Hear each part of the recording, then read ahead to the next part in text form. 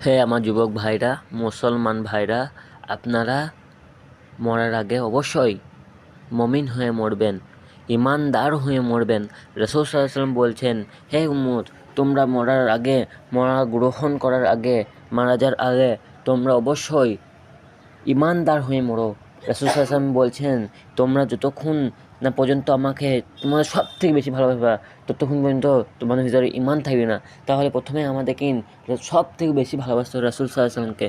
তবে আমরা ইমানদার হতে পারবো, তবে আমরা ইমানদার হয়ে মৃত্যু গ্রহণ করতে পারবো ভাইয়া। তাহলে চলুন আমরা ইমানদার হই, সব থেকে বেশি ভালোবাসি রাসূল সাল্লাল্লাহু আলাইহি ওয়াসাল্লামকে। তবেই কিন্তু আমরা কবরেও শান্তি থাকতে পারবো এবং আখিরাতেও শান্তি থাকতে পারবো। আসসালামু আলাইকুম ওয়া রাহমাতুল্লাহি ওয়া বারাকাতুহু।